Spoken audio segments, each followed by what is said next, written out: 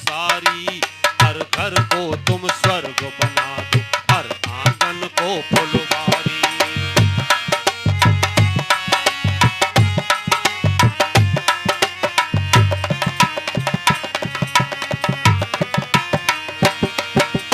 तुम उस देश में जन्मी हो जिस देश में जन्मी थी सीता। तुम उस देश की कन्या हो जिस देश में गूंज रही गीता। तुम उस देश में जन्मी हो जिस देश में जन्मी थी सीता। तुम उस देश की कन्या हो जिस देश में गूंज रही गीता।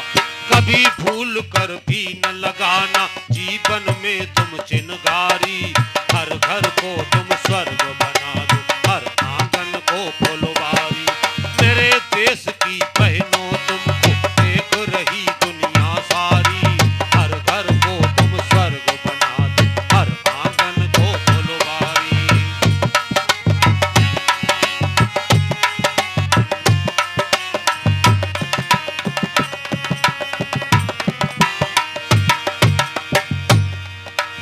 ये न भूलना जहाँ जहाँ पर फूल वहाँ पर कांटे भी। जहाँ जहाँ पर आते हैं तूफान वहाँ सन्नाटे भी। ये न भूलना जहाँ जहाँ पर फूल वहाँ पर कांटे भी। जहाँ जहाँ पर आते हैं तूफान वहाँ सन्नाटे भी। इस जग में तुम हंस के रहना, कभी न करना मन भारी। हर घर को तुम स्वर्ग बना दो, हर आंगन को फुलवारी। मेरे देश की बहनों तुमको देख रही दुनिया सारी। हर घर को तुम स्वर्ग बना दो, हर आंगन को फुलवारी।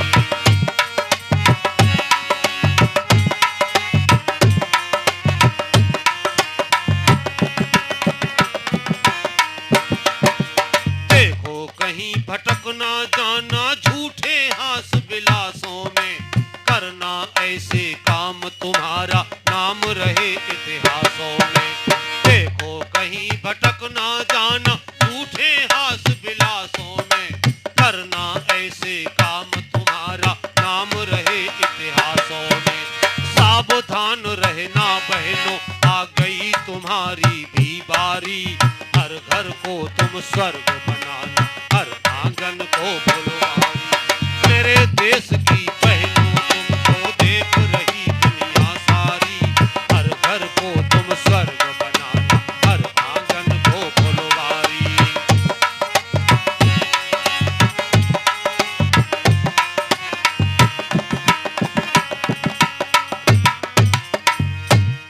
मेरे देश की बहनों तुमको देख रही दुनिया सारी।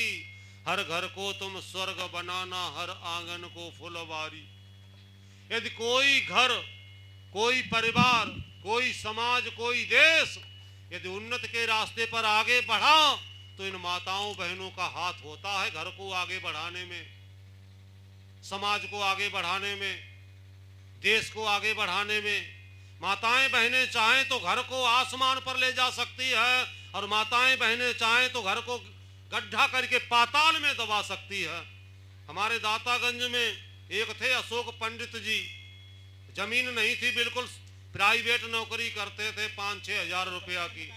उसी में से सब कुछ लाते थे, चावल, आटा, गेहूं, दाल, सरसों, तेल, सब उसी में से लाते थे 5,000 रुपया में से। अब वो खरीद कर चावल रख गए घर पर, अपना चले गए काम से। चावल खरीद कर लाए 30 रुपया किलो, और उनकी बहू ऐसी थी कि 30 रुपया किलो चावल खरीद कर लाए वो बाजार से, और उनकी बहू 25 रुपया किलो में 2-4 किलो चावल बेच देती थी, कुच्चा कर लेती थी उसी में से। अब बताओ 30 रुपया के खरीदे हुए चावल और 25 रुपया में बेच दिए जाएं तो वो घर आसमान को छुएगा या पाताल में गड़ जाएगा। ऐसी माताएं बहनें गड्ढे में दबा देती हैं। और ये थोड़े ही कि वो चावल बेचती हो कुच्चा करके 5 रुपया मध्य बेच देती हो बच्चे की फीस निपटाने के लिए ना, फेरन लवली लगाने के लिए। फेरन लवली लगाती थी, खूब फेरन लवली लगाती थी। मैंने पूछा माताओं बहनों ये तुम फेरन लवली क्यों लगाती हो, क्यों लगाती हो फेरन लवली?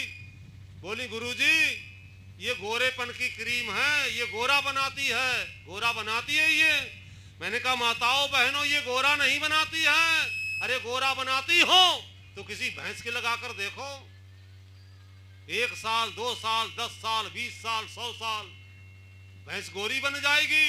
अरे फेयर एंड लवली गोरा नहीं बनाती है, ना फेयर एंड लवली बढ़िया बनाती है। अरे जिसके गुण कर्म स्वभाव बढ़िया होते हैं वो बढ़िया होते हैं, चाहे काले हों और चाहे गोरे हों। गुण कर्म स्वभाव बढ़िया होते हैं। सुबह को उठकर सास को अभिवादन करो, उनकी बात मानो, पति से मिलकर चलो, जिठानी से मिलकर चलो, देवरानी से भी मिलकर चलो, ननद को अपनी बहन मानो, देवर को भी मिलकर चलो, देवर को भी अपना छोटा भाई समझो। देखो चाहे काले काले कितना हो, नाम हो जाएगा सारे सारे उसमें क्षेत्र में। इस घर में आइए बहू, ये है सीता जी जैसी बहू। गोरे और काले होने से कोई अच्छा और खराब नहीं होता है। अरे गुण कर्म स्वभाव अच्छे होते हैं तब अच्छे होते हैं, और गुण कर्म स्वभाव जब अच्छे नहीं होते हैं तो अच्छे नहीं होते हैं। यही तो वेदों का ज्ञान है।